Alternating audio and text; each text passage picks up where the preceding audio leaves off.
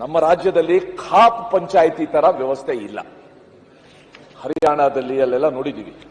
ಆ ಪಂಚಾಯತಿಯವರು ಕೂತ್ಕೊಂಡು ಡಿಸೈಡ್ ಮಾಡಿದ್ರೆ ಕುಟುಂಬನೇ ಬಹಿಷ್ಕಾರ ಮಾಡ್ತಾರೆ, ಹಳ್ಳಿನೇ ಬಹಿಷ್ಕಾರ ಮಾಡ್ತಾರೆ. ಅದನ್ನೆಲ್ಲ ನೋಡಿದೀವಿ.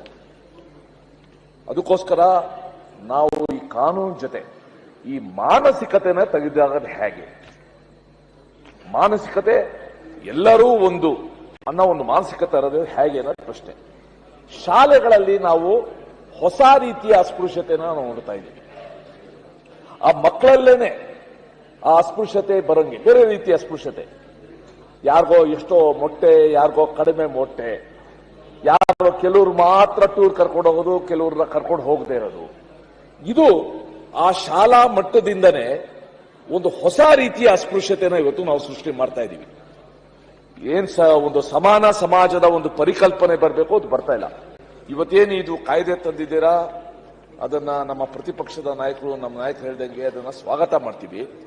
ಜೊತೆಗೆ ರಾಜಕೀಯ ರಂಗದಲ್ಲಿ ನಾವಿರೋರೆಲ್ಲರೂ ಕೂಡ ಅಪ್ಪಿ ತಪ್ಪಿ ಕೂಡ ನಮ್ಮ ಹಾಸ್ಯ ಹಗುರ ಮಾತಿನಲ್ಲೂ ಕೂಡ ಅಸ್ಪೃಶ್ಯತೆಗೆ ಮನ್ನಣೆ ಸಿಗಂತ ಮಾತುಗಳ ಆಡಬಾರ್ದು.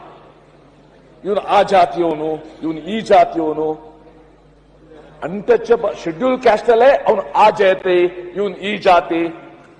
ಇದು ಎಲ್ಲಿವರೆಗೂ ನಮ್ಮ ತಲೆಯಿಂದ ಹೋಗೋದಿಲ್ಲ, ನಮ್ಮ ತಲೆಯಿಂದ ಹೋಗೋದಿಲ್ಲ. Ultimately this is a hardware. ಮಾನಸಿಕತೆ ಅನ್ನೋದು ಸಾಫ್ಟ್ವೇರ್. ಇದು ಆ ಸಾಫ್ಟ್ವೇರ್ ಸರಿಯಾಗೋವರೆಗೂ ಈ ಕಾನೂನು ಎಷ್ಟು ಮಟ್ಟಿಗೆ ಪರಿಣಾಮಕಾರಿಯಾಗುತ್ತೆ ಅನ್ನೋ ನಾವು ಪ್ರಶ್ನೆ ಮಾಡ್ಕೋಬೇಕು. With all these things we welcome this bill. ಇದರಿಂದನಾದ್ರೂ ಕೂಡ ಬಹಳ ದುಃಖ ಆಗುತ್ತೆ. ಆ ಸಣ್ಣ ಸಣ್ಣ ಊರುಗಳಲ್ಲಿ ಬಹಿಷ್ಕಾರ ಆಗಿರೋ ಕುಟುಂಬಗಳು, ಬಹಿಷ್ಕಾರ ಆಗಿರೋ ಸಮುದಾಯ, ಅವ್ರ ಮಕ್ಕಳು ಪರದಾಡೋ ಒಂದು ಸ್ಥಿತಿ. ಇದಕ್ಕೆ ನಾವು ಪೂರ್ಣ ವಿರಾಮ ಹಾರದೇ ಇದ್ರೆ ನಾವೆಷ್ಟೇ ಪೀಠಿಗೆ ಓದಿದ್ರು ಕೂಡ ನಾವು ಒಂದು ಯಾಂತ್ರಿಕವಾಗಿ ಪೀಠಿಗೆ ಓದ್ತೀವಿ ಹೊರತು ಅದನ್ನ ನಮ್ಮ ಜೀವನದಲ್ಲಿ ಅಳವಡಿಸ್ಕೊಳ್ಳೋದು ಕೂಡ ಮುಖ್ಯ ಅಂತ ಹೇಳಕ್ ಇಷ್ಟಪಡ್ತೀವಿ. ಮಾನ್ಯ ಅಧ್ಯಕ್ಷರೇ, ಒಂದ್ ನಿಮಿಷ. ಮಾನ್ಯ ಅಧ್ಯಕ್ಷರೇ, ಈ ಬಿಲ್ ಅನ್ನ ನಾನು ಸ್ವಾಗತ ಮಾಡ್ತಾ ತಾವು ತುಂಬಾ ಹೊತ್ತು